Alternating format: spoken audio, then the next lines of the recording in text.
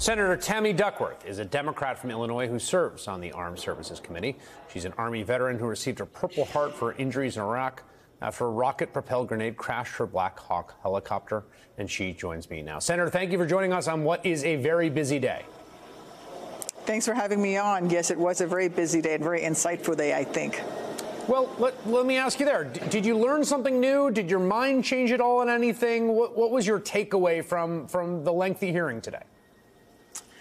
Well, my mind didn't change, and unfortunately, it further solidified my opinion that Mr. Hegseth is not qualified to be Secretary of Defense. He couldn't even answer some of my very basic questions about our alliances in the Indo-Pacific region, and he, made it clear that he'd never led an audit, for example, even though he says he wants to audit the Pentagon, and yet he'd never led an audit in any of the businesses that he ran before, and in fact, he so badly mismanaged the finances of the not-for-profits he ran that they had to bring in a forensic accountant to figure out what all did he mess up. And now this man wants to run an $825 billion budget. I want to play that exchange you had about, because I think if you're just looking at, does this guy have the resume? Like, does he pass the resume test? If you were sorting resumes, you were sitting in office, like you got an open position, you get a bunch. Like, no. Does he even make it into the we should interview him pile? Here's the exchange you had about whether he'd ever led an audit. Take a listen. Yes or no, have you led an audit of any organization of which you were in charge? Senator, in both of the organizations I ran, we were always completely fiscally responsible. Yes or no, did you lead an audit? And the way yes or no, did you lead an audit? Yes or no? What are you afraid of? You can't answer this question. Yes or no, did you lead an audit? Do you not know this answer? There was a lot of that today, I have to say, even questions about a straightforward question about, did you sexually assault the woman that accused you of sexual assault? He said it's a smear, anonymous smear, but he wouldn't answer it, which was strange to me. You could just say no. You could say, no, I've never led an audit. Like, it seemed like there was a lot of that. There was a lot of that. He was basically trying to tap dance his way through the hearing. And at one point he was asked, if you were under oath, would your answer still be the same? And he wouldn't even answer that. Look, here's what I'm afraid of.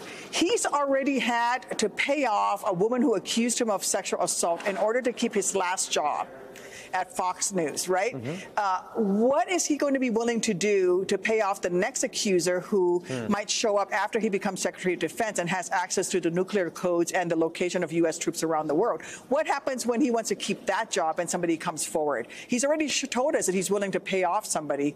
Does that mean that he is now going, we're not going to have a Secretary of Defense who potentially is vulnerable to blackmail? Is that where we're headed with this nomination? There is reporting about concerns about his drinking. He has denied that those concerns have any merit or basis.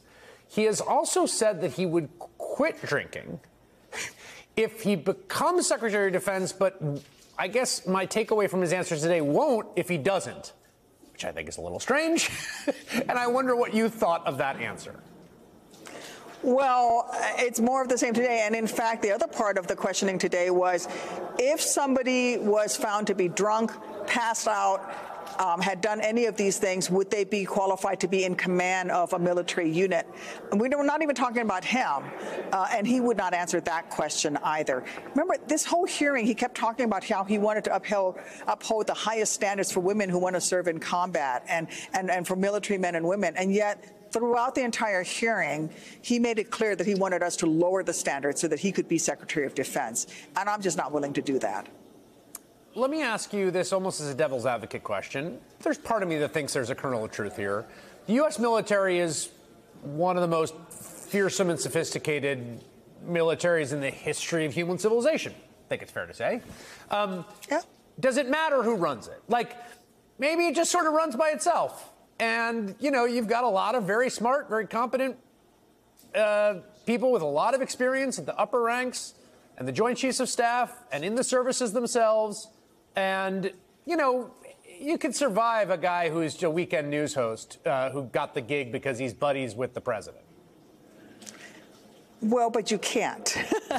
Ultimately, this is the Secretary of Defense. That's why I asked him the question about what is the highest level of international negotiation he has engaged in when it comes to a security agreement with a foreign nation, because that is actually conducted and led personally by the Secretary of Defense. And I asked him, name three. I mean, there's three main ones.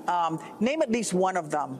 A status of forces agreement would be one, for example. And he couldn't name a single one. This is basic 101 level stuff, and he couldn't name even a single one. So he's coming to be asked to be confirmed, and he hasn't even bothered to do his homework. So there are absolutely things that the Secretary of Defense must lead. Donald Trump talks about wanting to invade Greenland and wanting to invade maybe the Panama Canal.